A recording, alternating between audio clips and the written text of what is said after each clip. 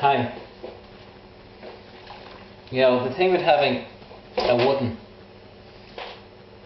hand-me-down high chair,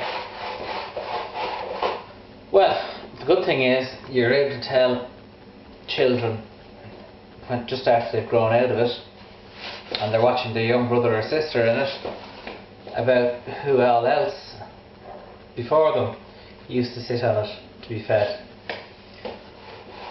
The disadvantage, of course, is trying to get it clean. Now, one of the things I find interesting about the current situation the country is in economically is,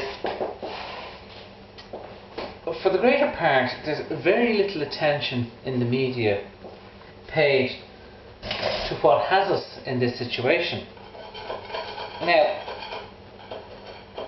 you will hear people such as An Taoiseach and the Labour finance spokeswoman, or people in Fine Gael and so on, saying, "Oh, isn't it great that we're in the euro? How much worse would it be if we weren't in the euro?" Well, that's a good question. Or let me put it in a different way. How much of the trouble that we're in would be avoided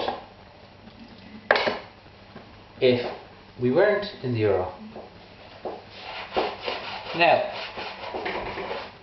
we're in the euro and we're in the European Union, and one would imagine that most of our products would be sold to other countries within the same eurozone, the same currency area. You know, for example, one would imagine that most US companies sell most of their produce to other parts of the US, the dollar zone area, if you like. Well, that's not the case in Ireland. Okay, there are some companies that sell most of their products within Ireland. You know, okay, so that's within the eurozone. You know, small companies or whatever. But when it comes to selling products to people who do not live in this state, our two biggest markets are the sterling area and the dollar zone, primarily the United States and Britain. Now, as you know, the euro has been quite strong, and that has meant that our exports to those who we want to sell them to are quite expensive. Too expensive. Especially when those countries are having difficulties of their own. You know, it's not that they have an awful lot of spare loose change to be spending on products which are becoming more and more expensive because of the interest rate. Now, it's not just that. At the time that the construction industry was booming, when the boom was in full swing, people were warning that they need to take a bit of heat out of the economy, that we were heading into a boom bust situation.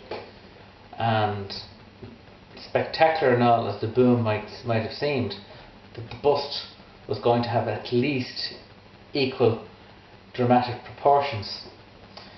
But we couldn't do much about it because we were in the eurozone. At the time when we needed to raise interest rates, we couldn't raise interest rates. And therefore there was an awful lot of cheap money about. When I say cheap money, you could borrow a lot of money on low interest rates. So banks were looking at how much can you afford to pay now, not so much how much could you afford to pay if the interest rates are treble what they are now. So like which drove up the price of non-productive parts of the economy, such as homes. Homes became very, very expensive, but they're not very productive parts of the economy. Unlike a farm produces products, and factories and so on and so forth, tools for making things and so on and so forth. But it drove up the cost of homes, and homes are not productive parts of the economy. So instead of people investing in things that would produce products that we could sell to other people to bring money into Ireland, people were investing in property which was going up in price, sometimes, quite often, at 20+% a year.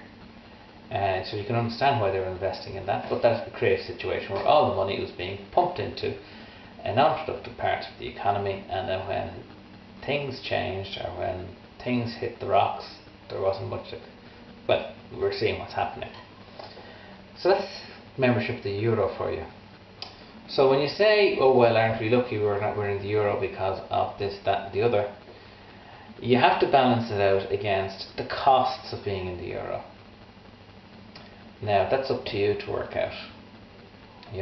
You can remember when we had to leave the Deutschmark, the EMS, which was effectively the Deutschmark and its friends. And that was the birth of the tiger, the Celtic tiger. We had our own currency for the first time ever. We had been tied with sterling. We left sterling to tie ourselves to the Deutschmark, and then in the early 90s we had to be free of both. And that's when the Celtic tiger was born. And the Celtic tiger was in full swing when the euro came in.